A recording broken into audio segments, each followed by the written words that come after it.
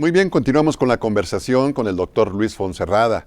Doctor, los Estados Unidos están mostrando una gran recuperación y un buen crecimiento. ¿Eso qué tanto nos ayuda, qué tanto nos beneficia? Yo creo que tenemos dos ventajas frente a otros países. Uno, que nuestras exportaciones en un porcentaje altísimo son a Estados Unidos y Estados Unidos va creciendo muy bien.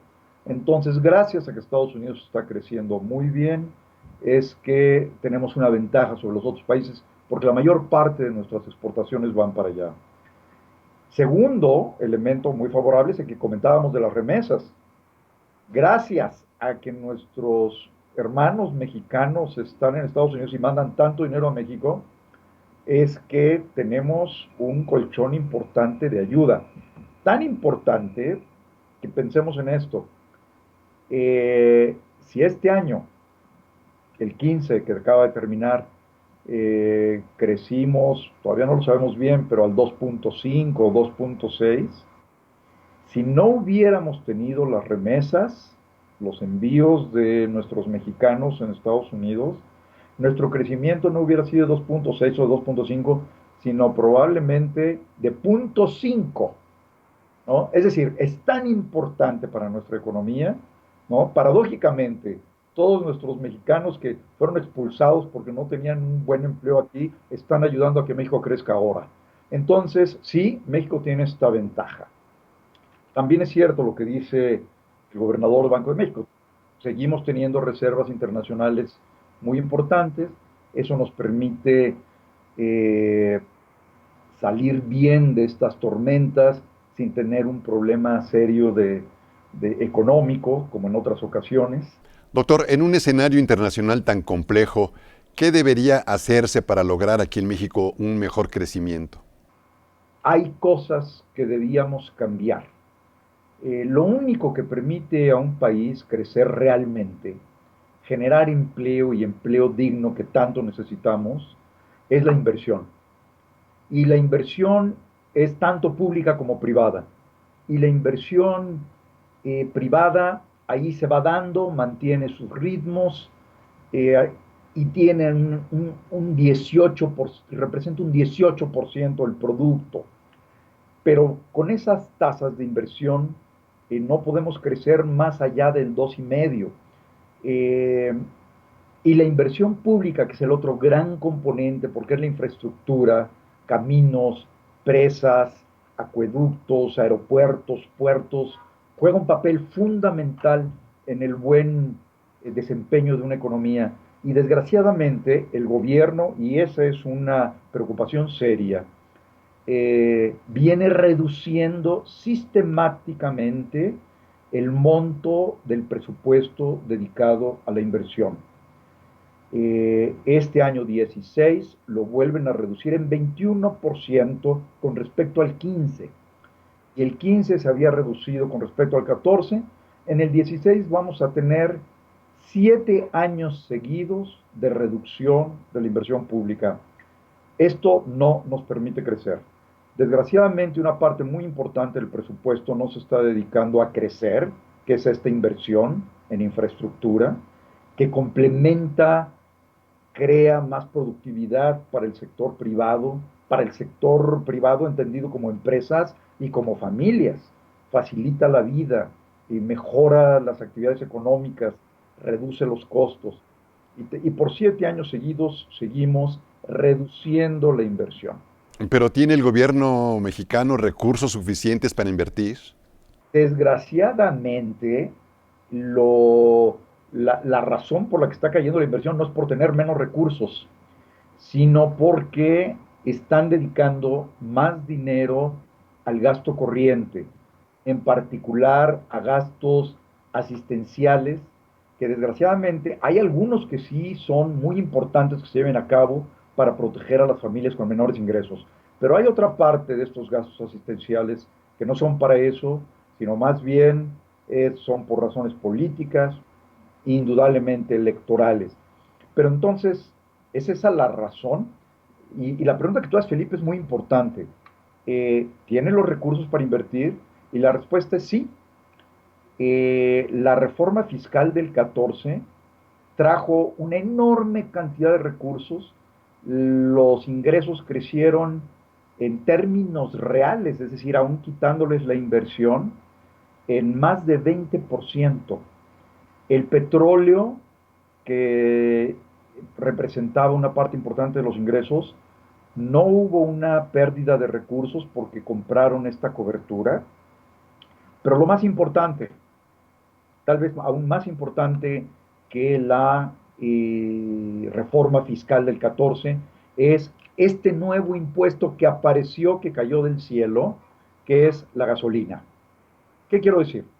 Hay que acordarnos, ahora que se cayó el precio del petróleo, la gasolina en el exterior cuesta 7 pesos el litro y nosotros importamos ya como el 60% de la gasolina que se consume en México. Son como 35.000 millones de litros al año. Y aquí la vendemos a 14. Es decir, por cada litro hay una ganancia de 7 pesos. Son más, si multiplicamos 7 por los 35.000 millones de litros que se venden, tenemos alrededor de 220.000, 215.000 millones de pesos que no existían en los ingresos del gobierno. Esto más que compensa y compensó la caída del precio del petróleo. Es decir, no hay menores ingresos, hay ingresos superiores. También es cierto que por la deuda alta que se ha contratado en los últimos 3 años, hay que pagar más intereses. También es cierto que hay que pagar más pensiones de la gente que está jubilando. Pero el remedio no es cambiar el gasto de inversión a programas asistenciales, sino crear inversión para crear empleos que den ingresos permanentes para todo México, ¿no? Yo creo que esa es una falta que tiene el gobierno, que debe ser resuelta para poder crecer mejor. El día que Estados Unidos deje de crecer, no tengamos las remesas que nos llegan y no hicimos la inversión que requeríamos, pues vamos a tener un problema de nuevo. Doctor Fonserrada, ¿y la iniciativa privada está realmente haciendo su parte en materia de inversión? La iniciativa privada tiene que jugar un papel fundamental, Felipe. Es muy importante y tiene que tener una gran responsabilidad social. Los empresarios, las empresas, todos los negocios, y eso incluye a los pequeños y a los grandes, ¿no? Un esfuerzo especial por ser más productivos, por crear más empleos. La verdad es que la parte del gobierno solo es un complemento. La principal tarea la tiene la iniciativa privada, indudablemente, ¿no? Es su principal responsabilidad, pero hoy es indudable que la iniciativa privada tiene que tomar más las riendas, diría yo, llevar a cabo inversiones más importantes, más agresivas. Por supuesto, la inseguridad, la corrupción, la impunidad son elementos que van en contra de este proceso. Espero que este 16 sea mejor en esos términos, pero hay mucho que hacer en términos de seguridad, mucho que hacer en términos de certeza jurídica, ¿no? Corrupción.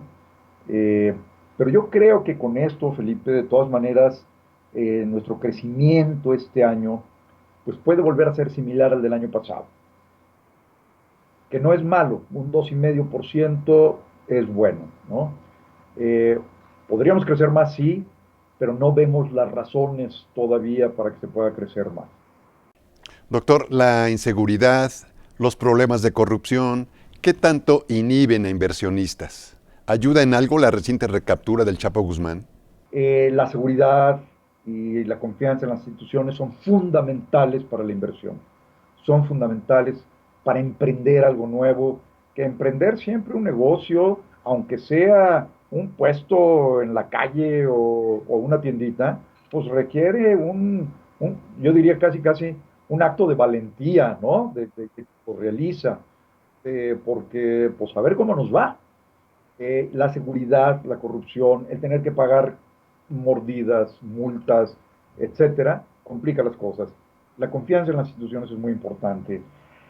L- Mejora esto de la recaptura, yo diría, eh, pues lava un poco el ridículo que se hizo.